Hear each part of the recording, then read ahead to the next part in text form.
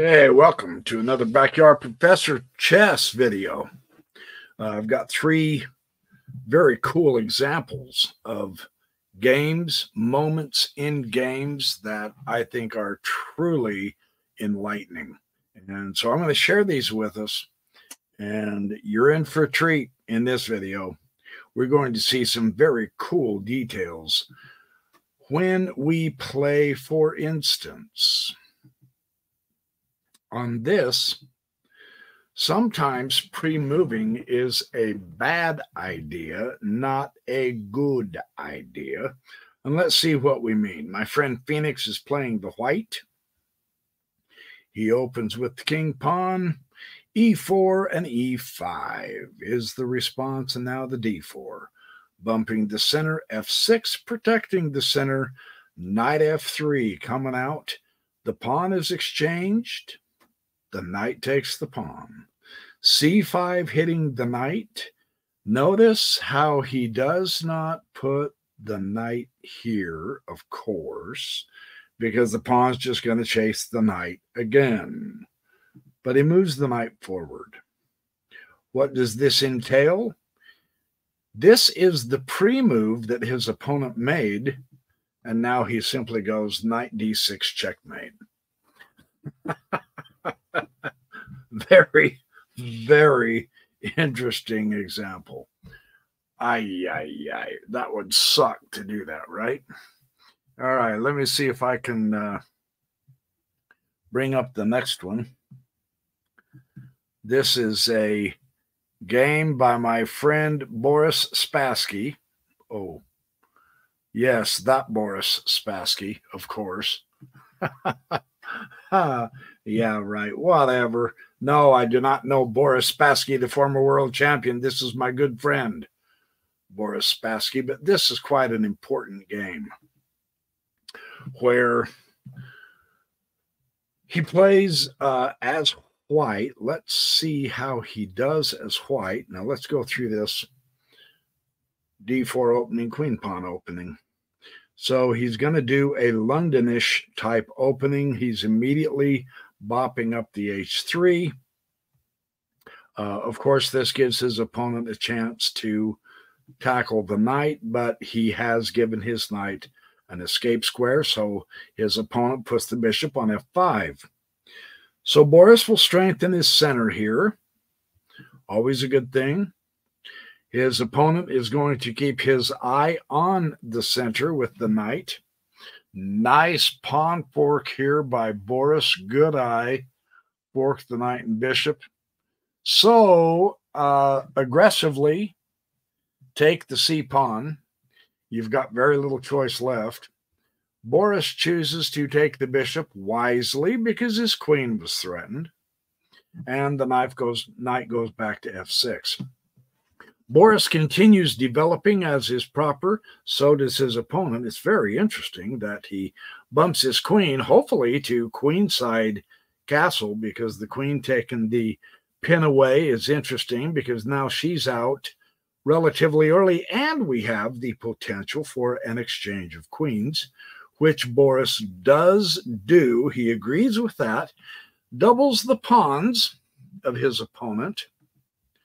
Now, what this does is it makes this file a partial open file for his opponent, just so that we're aware of the board situation.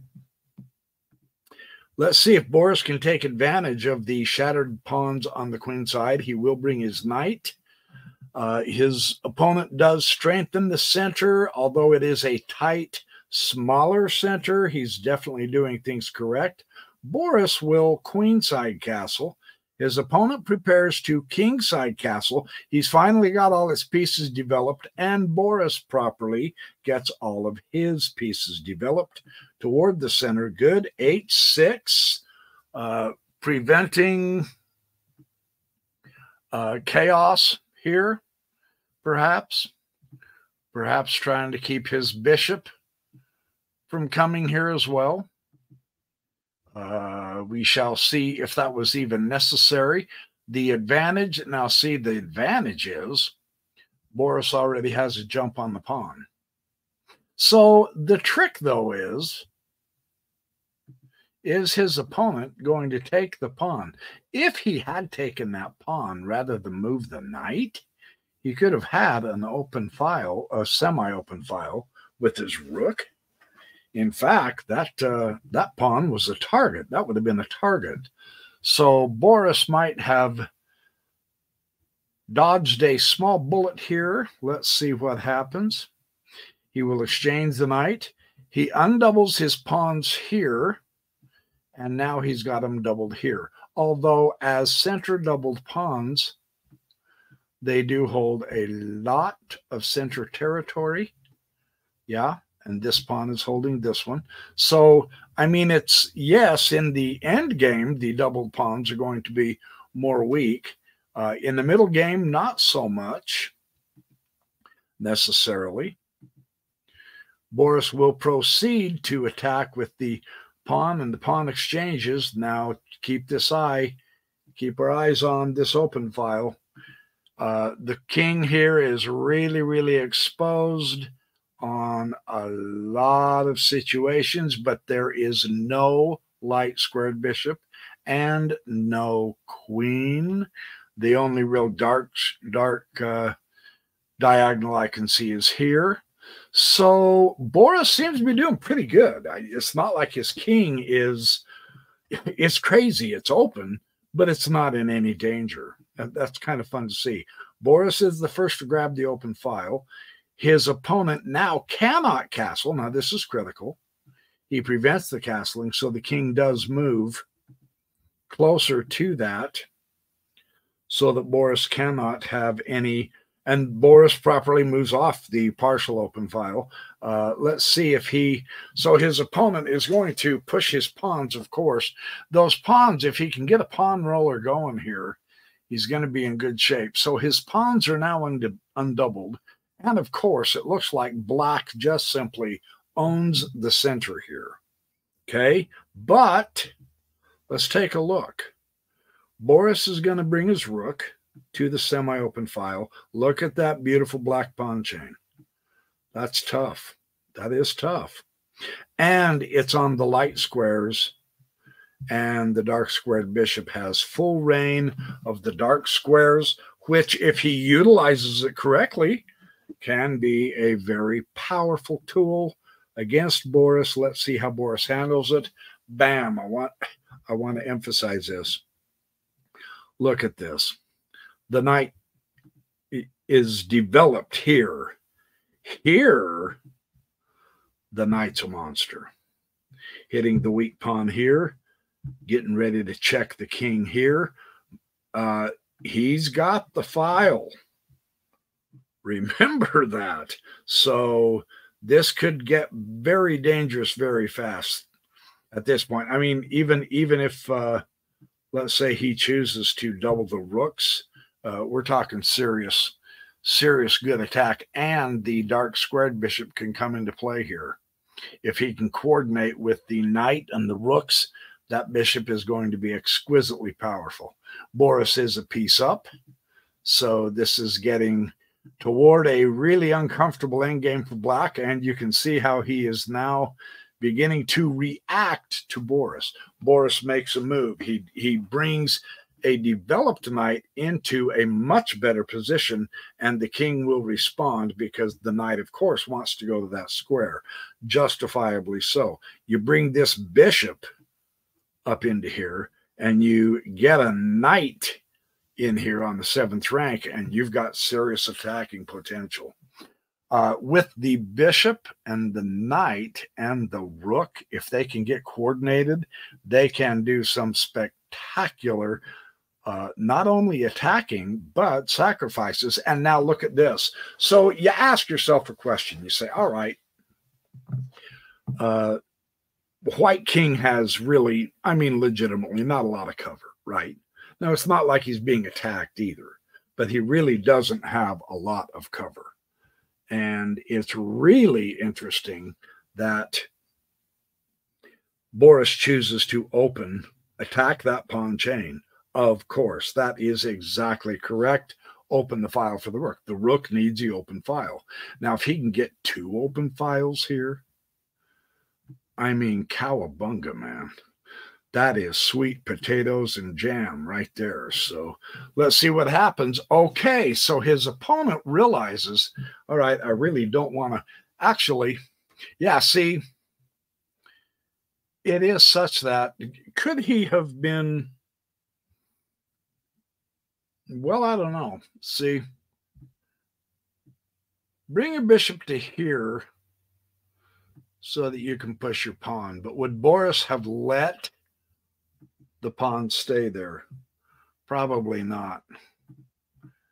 You take this pawn and you take this pawn, and here is your open file, and here is your open file, and you've got this open file on the other side of the king. This is seriously dangerous, so it makes sense that he's going to attack the knight. So what do, Boris?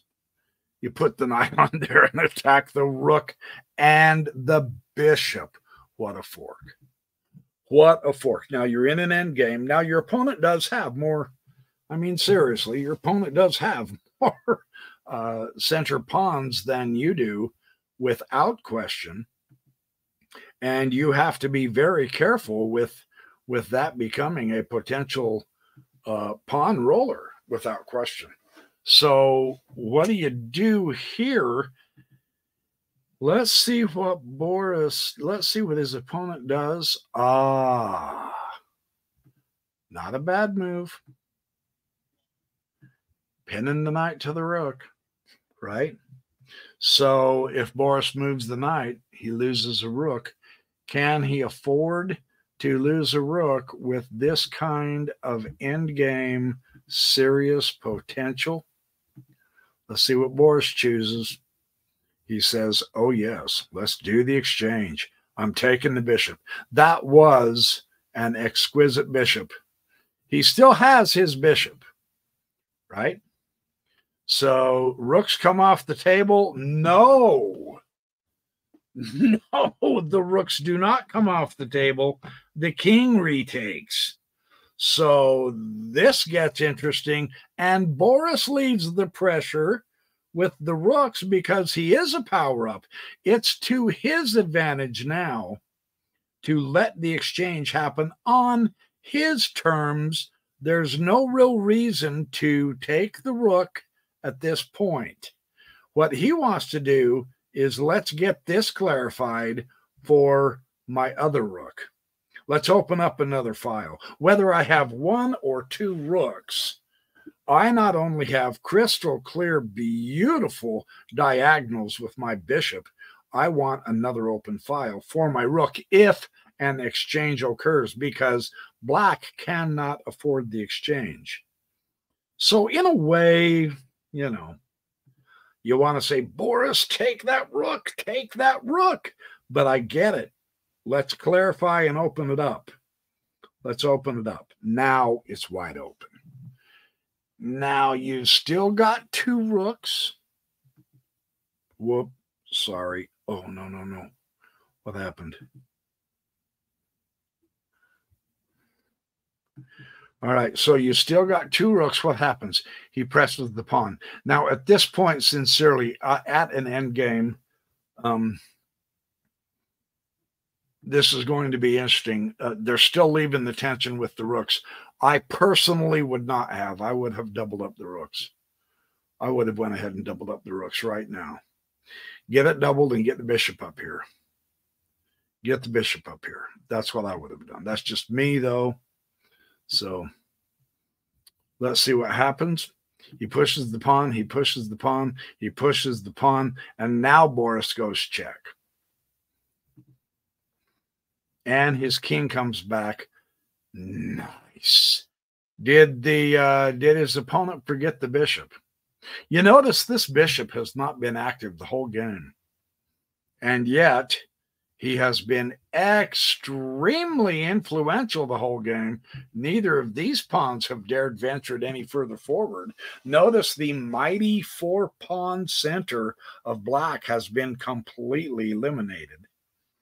And his center cannot afford to do anything. So, yes, the bishop's way back here, way on H2, but its influence is incredible. And now check. And aha, do you see how powerful of a tactic that is? Checkmate. Nice little game by Boris Spassky, my good friend Boris. Now, I've got a study by my good friend Phoenix that I also want to. Oh, no. This is my good friend Checker Knight. No, this is Phoenix. This is Phoenix.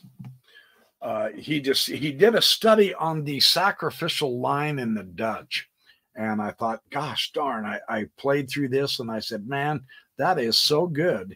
That is really fun to play through. So I want to share Phoenix's study with you. A sacrificial line in the Dutch defense. He says, I didn't know about that option until today, and I guess we're learning for the whole of life. I was always trying to hold the grip in the center because I've been taught that black must prevent white's break. Oh, my heater's turned on. Hold on just one sec. I forgot all about that heater. I apologize. So Phoenix says, I was trying to hold on to the center because black must prevent the white's break pushing the e4 pawn. As it turns out, though, black can intentionally allow e4 later on in the game, and we'll get to that. Now, this is a really interesting study for us Dutch players. He says, somehow I prefer to begin with this elastic move, mostly because if G to F4, then I can play my favorite line against London, C5 and Queen B6. Also, if he pushes C4, Knight C3, then I can switch into the Dutch with even better variation when white played E3 and Bishop D3. So this is why he's very happy with what's going on, C4. And now he pushes E6. Knight F3. Okay, now, and you say, well, all right, but haven't you said before that you shouldn't move pieces more than once in the opening? Technically speaking, that is true, but this is supposed to be a new sacrificial line in the Dutch that is very, very useful. And look at this. Now, before you squawk, I get it. F means forget about it. And we truly are early in the game. We're talking the fourth move, and he's pushing his F-pawn. Now, we have heard time and again, this is simply the worst thing you can do is push this F-pawn in the beginning. However, let's observe a few things. What this does is it weakens this diagonal. Okay? But the queen has already moved, and this pawn is undeveloped, and the knight is in the way. So there really is no queen threat of coming to here, putting the king in check, and then hitting an unbeknown target. So this is an interesting move development here that really keeps the knight here, which is really bothersome. This pawn can't bump up to hit the knight for another couple of moves because his own knight is in his way. So that knight's there to stay for a few minutes. What havoc can Phoenix cause here? So he says, okay, let's strengthen the center. His opponent says, okay, let's strengthen the center. Okay, B6 with the intent, fianchetto that bishop, man, to B7. Absolutely. Let's put it together. Oh, no. Oh, I apologize.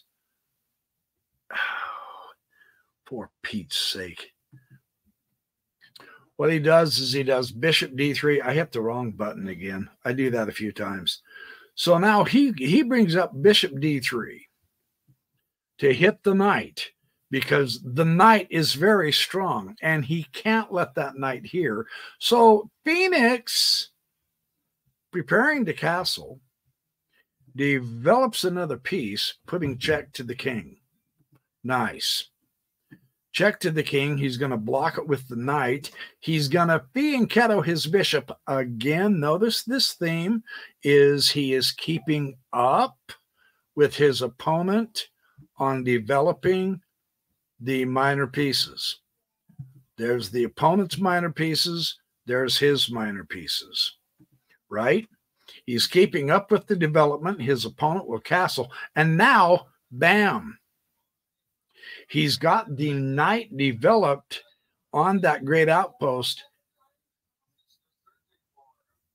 Get rid of that knight. Uh-oh. It sounds like I'm wanted on the phone. Hold on. Who is it? Hang on. I'll be... What? Tell him I'll call him right back. I'm in the middle of a recording. I'll call him back in about 5 minutes. A very important and good friend of mine's calling me. Hold on. I want to finish this because this is so good. So the knight takes the knight, and the knight will respond by taking the knight. And this allows the queen. Now notice he hasn't castled yet, but this allows the queen. Now let's take a look at the picture here. If the bishop comes back, we've got a really, oh my goodness, we've got a really good hit here. We also have a bishop looking this direction here, and we have a queen touching here.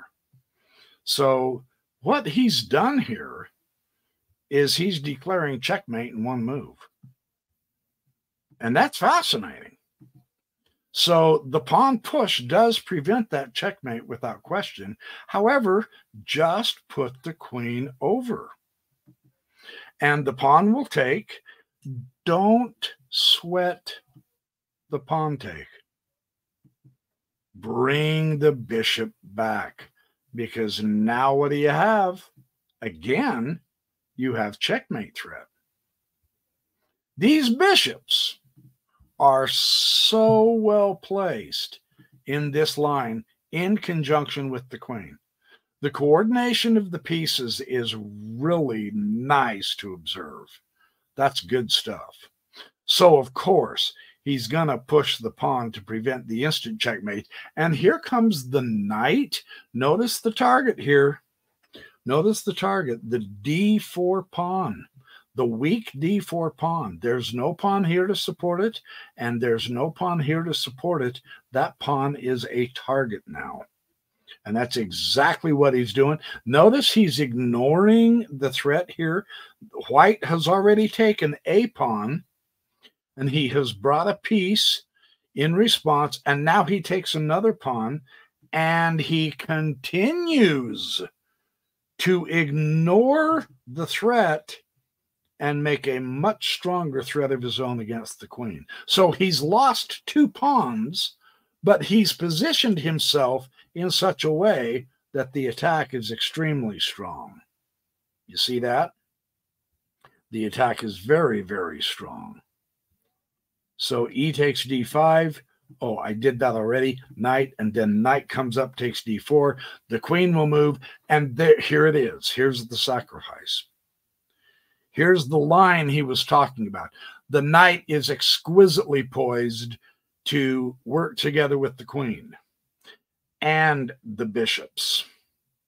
And the best way, and if I can quit messing this up, the best way to do it is bishop takes g2.